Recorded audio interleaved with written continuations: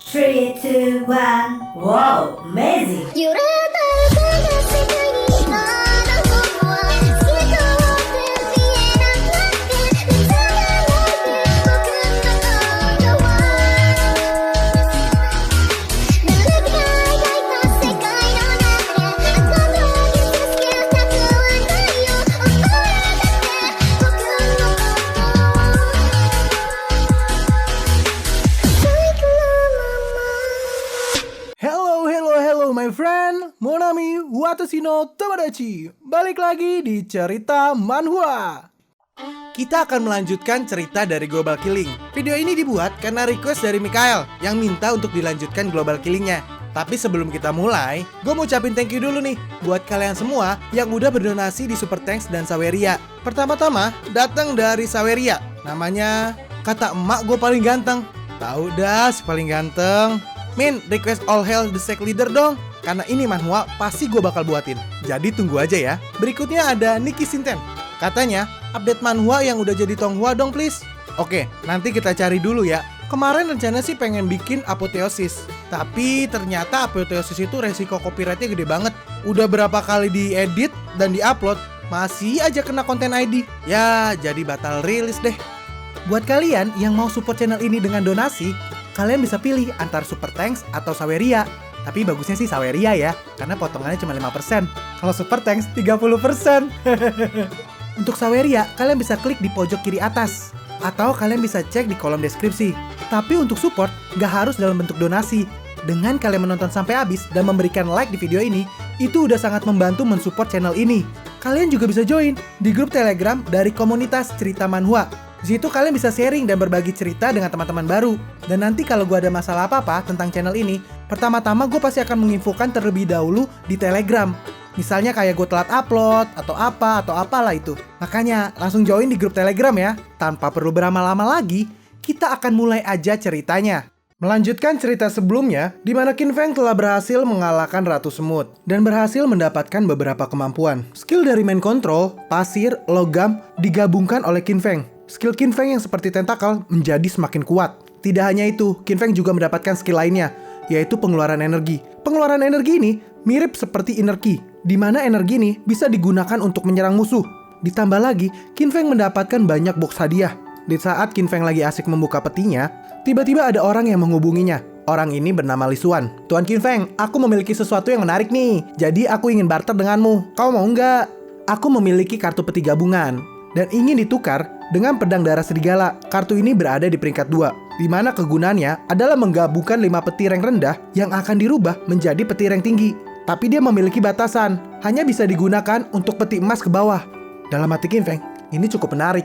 Kalau dibandingkan, satu buah peti emas memang lebih berharga dibandingkan 10 peti perak. Mungkin orang lain nggak bisa menggunakan begitu banyak peti, sehingga kartu ini nggak berguna untuk mereka. Namun, aku memiliki banyak peti, jadi kartu ini bagus untukku. Suke menyetujui pertukaran itu, dan Li Xuan tampak senang menerima pertukaran ini. Dengan menggunakan kartu ini, Suke berhasil mendapatkan peti emas, di mana peti emas ini memberikan barang rank 4, yaitu kalung ilusi bayangan. Kalung ilusi bayangan bisa membuat sebuah klon, namun klon ini hanya memiliki setengah kemampuan Qin Feng. Qin Feng merasa bahwa kartu gabungan ini sangat berguna baginya, sehingga dia membuat posting di Trade System untuk menukar baju zirah perang Raja Beduang dengan kartu peti gabungan, dan sepatu boot bayangan gelap ditukar juga dengan kartu peti gabungan. Sekarang semua persiapan telah selesai. Kini Qin Feng telah siap untuk menebas kepala anjing itu. Di dalam perjalanannya menuju ke desa yang hilang, Qin Feng membunuh beberapa monster di perjalanan sambil melakukan eksperimen dengan teknik barunya. Kini Qin Feng berada di level 10 dan sedikit lagi akan sampai di level 11. Dan untuk combat ratingnya berada di 49 bintang. Sekarang malam pun telah tiba dan Qin Feng telah berada di desa yang hilang. Qin Feng pun segera turun ke desa itu. Haha, kali ini aku dapat mendarat dengan cara yang lebih keren. Para anjing itu pun mulai keluar dari portal.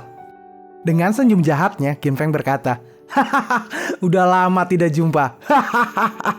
Untuk pertarungan Qin Feng dengan para anjing itu di-skip dari komiknya. Jadi Qin Feng langsung berhasil membunuh para anjing itu. Anjing yang sekarat berkata, bagaimana kau bisa menjadi lebih kuat?" Qin Feng menjawab, "Ada pepatah, seorang harus dipandang berbeda walaupun perpisahan hanya terjadi dalam 3 hari. Dan sekarang baru sehari, dan kau udah gak sanggup menghadapiku." Aku ingat kau mengatakan bahwa kau tak dapat dibunuh, Tetapi itu karena aku nggak tahu kelemahanmu. Dan kini, aku telah menemukannya. Mari kita lihat bagaimana caramu menghidupkan dirimu setelah kepalamu aku ledakan. System memberitahukan bahwa pembunuhan telah berhasil. Dan Qin Feng memperoleh 1000 XP. Dan pecahan segel gelap. Kini segel pun telah lengkap. System memberitahukan misi yang harus dilakukan oleh Qin Feng. Kumpulkan ke-7 kristal kelam dan segel altar iblis. Bunuh sang iblis yang dilepas sebagai proses untuk membersihkan desa. 10 orang pertama dari dunia bintang biru yang dapat menyelesaikan misi ini akan mendapatkan 1 peti emas dan 200 poin atribut. 10 orang pertama yang menyelesaikan misi akan memperoleh tambahan atribut untuk desanya sebanyak 100%. Dan Qin Feng adalah orang ke-7 di antara dunia bintang biru yang telah mengaktifasi misi ini. Dalam hati Qin Feng berkata, "Dunia bintang biru? Apa maksudnya itu duniaku?" 6 orang lain telah memperoleh gulungannya. Sepertinya ada banyak macan merayap dan naga bersembunyi di dunia bintang biru. Jika aku tidak melakukan secepat mungkin aku tidak bisa mencapai 10 tingkat tertinggi. Qin Feng berjalan masuk ke desa yang hilang itu, dan tiba-tiba dia diserang. System memberitahukan, karena desa 911 telah memenangkan taruhan berkali-kali, misi menjadi 2 kali lebih susah. Kemampuan bertarung makhluk jahat dan hadiah juga akan ditingkatkan. System memperingatkan, desa 911 adalah desa satu-satunya yang tingkat kesulitannya ditingkatkan. Serangan mengendap-endap yang tadi dilakukan berhasil dihindari oleh Qin Feng. Monster itu berkata, "Hahaha, Raja pemula level 10 berani-beraninya menghindari seranganku." Tapi saat dia berbicara seperti itu, Qin Feng langsung menebas lehernya. Dia pun mati seketika. Qin Feng berkata, "Level tidak berarti apa-apa jika kau tak memiliki kekuatan." System memberitahukan, Qin Feng telah berhasil membunuh pengikut setan tersegel level 13 yang dikategorikan sebagai level raja dan mendapatkan 7000 XP.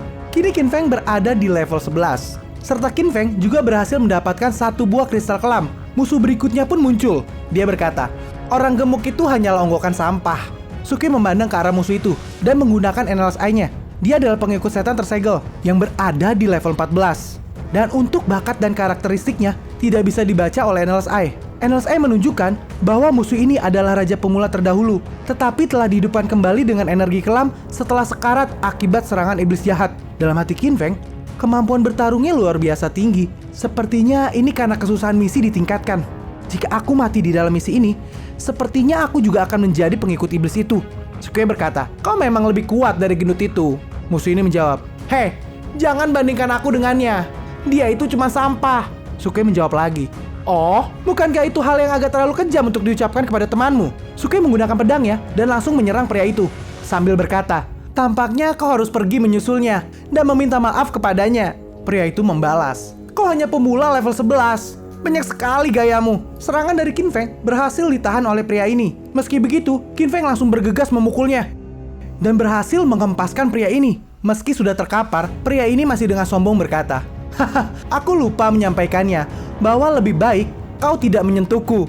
Aku dapat membukukan apapun hanya dengan menyentuhnya. Kau pasti tidak akan bisa berkutik dan hanya bisa memohon ampun kepadaku." Tubuh dari Qin Feng pun membeku. Sekarang adalah waktunya untuk membalas pukulan yang tadi. Aku akan menghancurkanmu hingga berkeping-keping. Tapi sebelum dia berhasil menyerang Qin Feng langsung menggunakan skillnya yang mirip seperti tentakel itu. Lalu sistem memberitahukan bahwa Qin Feng telah berhasil membunuh pengikut iblis tersegel level 14 dan mendapatkan 8000 XP serta mendapatkan sebuah kristal kelam. Suki membalas perkataan pria ini sebelumnya.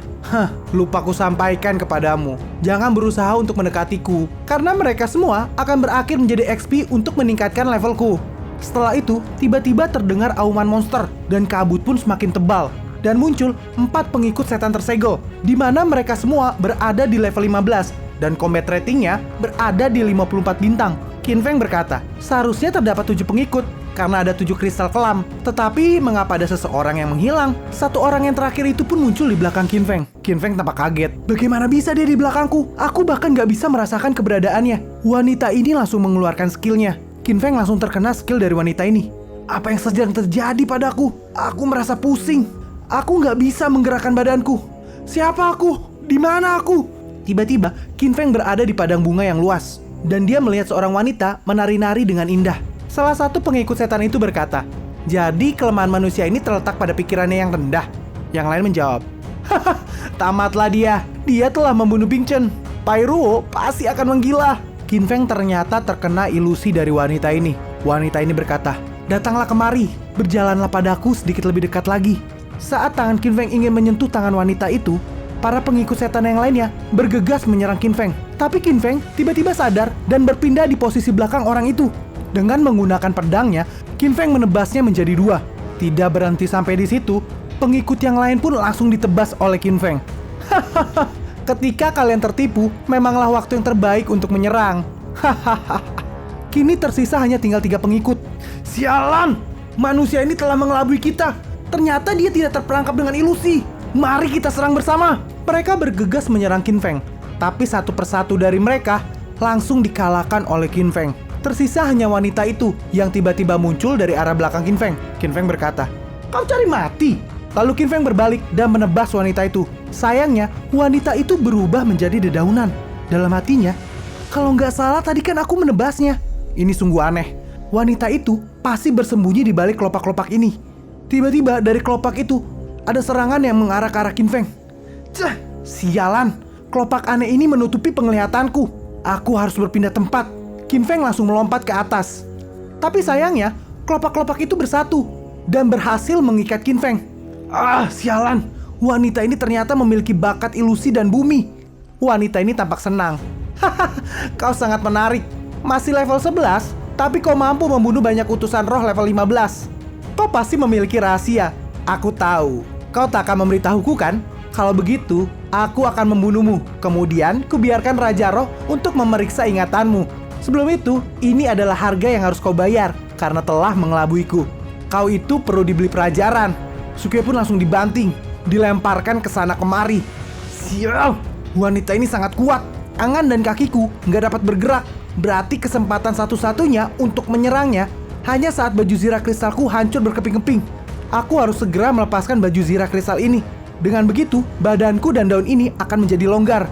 Saat Qin Feng berhasil mengundurkan ikatannya, Qin Feng melepaskan tangannya dan bergegas menggunakan api neraka untuk menyerang wanita itu. Wanita ini tidak bisa menghindar, dan serangan itu tepat mengenai wanita ini. Keparat, ini sangat sakit sekali. Mengapa kau memiliki begitu banyak skill? Kau itu curang. Tidak ada yang boleh memiliki lebih dari 3 bakat. Dasar manusia hina. Dewa ini seharusnya telah membunuhmu. Qin Feng menjawab, "Hah, dasar lemah. Berani-beraninya kau berkata begitu." Wanita itu pun langsung dibunuh oleh Qin Feng. Sisa mengatakan, pengikut setan level 16 telah terbunuh dan Qin Feng mendapatkan 10.000 poin XP. Kini Qin Feng telah mengumpulkan 7 kristal. Segera Qin Feng menaruh 7 kristal itu ke dalam altar. Kilatan listrik memenuhi altar itu, di mana kekuatan segel mulai melemah dan tiba-tiba ledakan pun terjadi. Sistem langsung memberitahukan bahwa Qin Feng telah berhasil melepaskan sang roh. Kini Qin Feng berada di level 13. Karena saking banyak skill dari Qin Feng, gue gak akan baca satu-satu. Kalian bisa lihat sendiri. Dan kalau pengen tahu lebih detailnya, kalian bisa pause aja video ini. Dan kalau kalian ingin cari hiu, kalian pasti gak akan nemuin di video ini. Dari ledakan itu, tiba-tiba keluar seekor monster. Monster apa ini? Peringkat monster ini belum pernah kulihat sebelumnya.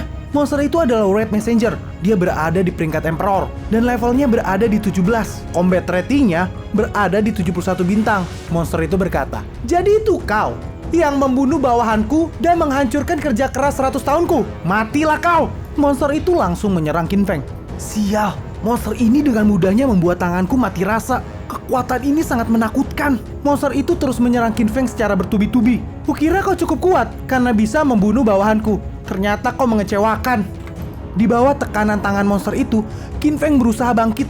Maaf karena telah membuatmu kecewa. Dalam hatinya, untung skillku ini sangat tangguh. Ini telah berhasil mengurangi setengah dari dampak serangan ini. Qin Feng langsung melompat ke samping untuk keluar dari tekanan tangan monster itu. Monster itu berkata di dalam hati, "Apa? Dia tidak terbunuh olehku dengan satu serangan, dan sekarang dia masih bisa bergerak. Anak ini ternyata lebih kuat dari perkiraanku." Qin Feng langsung kembali menyerang monster ini. Sial! Casing Windsword dan tentakelku tidak bisa menembus pertahanannya. Bahkan Hellfire rank 3ku yang udah 10 kali lebih kuat masih tidak bisa menyakiti Red Messenger ini. Aku akan mencoba dengan pengeluaran energiku yang sudah berada di level 3. Tapi itu semua tidak berhasil melukai monster ini. Monster itu berkata, "Hei manusia licik, ternyata kau memiliki banyak gerakan aneh juga ya." Dalam hati Qin Feng, semua serangan telah kugunakan dan masih tidak bisa menyakitinya. Jangan bilang aku ditakdirkan untuk gagal di misi ini. Monster itu tiba-tiba menyerang lagi. Qin Feng berpikir, ini hanya bos desa pemula. Pasti ada titik lemahnya. Apa mungkin ada sesuatu yang aku lupakan? Hahaha. Oh iya, aku belum mencoba untuk menyerang bagian itu. Segera Qin Feng menyerang sendi kaki dari monster itu. Monster itu pun langsung terjatuh. Haha, tentu saja. Kau pasti sulit untuk melindungi bagian sendi. Dan disitulah titik lemahmu. Manusia kurang ajar. Akan kucabik-cabik kau. Monster itu kembali menyerang Qin Feng. Dan serangan itu tepat mengenai Qin Feng. Qin Feng langsung bergegas menggunakan self recovery. Kekuatannya meningkat. Pukulan ini melukai semua tulangku. Untungnya, aku mengekstrak bakat tanah dari gadis rok putih itu. Skill pemulihan peringkat 2ku secara otomatis menjadi permajaan. Sekarang pemulihan cedera hanya akan memakan waktu beberapa detik aja. Dengan skill seperti ini, bahkan jika aku memiliki perbedaan kekuatan serang, aku juga bisa menguras tenaga lawanku sampai mati. Monster ini kebingungan. Manusia sialan, kenapa kau masih belum mati? Qin Feng menjawab, gimana aku bisa mati? Kau aja belum mati. Tiba-tiba sistem memberitahukan, desa nomor 74 telah membunuh Red Messenger dan menerima tempat pertama di Azure Planet. Apa? Satu dari slot 10 besar udah diambil. Aku nggak bisa membuang waktuku lagi. Qin Feng langsung bergegas menyerang monster itu dan menggunakan Shadow Clone-nya. Meski Shadow Clone-nya hanya setengah dari kekuatan asli Qin Feng secara bergantian menyerang monster ini. Lagi-lagi sistem memberitahukan, desa pemula nomor 877 telah membunuh Red Messenger dan menempati tempat kedua di Azure Planet. Sial, aku telah kehilangan satu slot lagi. Monster itu tampak mengeluh. Kenapa? Kenapa bajingan ini terlalu kuat? Setelah dia memasuki desa, aku telah memantau kekuatannya, kelincahan, fisik, pikiran, dan semua bakat yang dia miliki. Dan itu semua padahal tidak terlalu kuat. Tapi setelah dia membunuh Pyruo, dia mengatakan sesuatu yang aneh dan melakukan hal yang aneh. Lalu tubuhnya tiba-tiba bersinar. Dan aku tidak tahu apa yang dia lakukan. Dengan ini, video dari Global Killing pun berakhir. By the way, ini udah mentok ya di komiknya. Jadi saat komiknya update, gue pasti akan langsung buat video kelanjutannya. Agar kalian tidak ketinggalan video berikutnya, jangan lupa untuk subscribe channel ini dan nyalakan lonceng notifikasinya. Sehingga setiap gue update video, kalian bisa langsung dapat notifikasi di aplikasi YouTube kalian. Jangan lupa juga untuk like, comment, and share ke sosial media kalian semua. Agar channel ini semakin dikenal banyak orang. Dan gue makin semangat untuk buat video berikutnya. So, demikian dulu cerita manhwa kali ini. Salam dari gua Keltam, sampai jumpa di video berikutnya. Sayonara!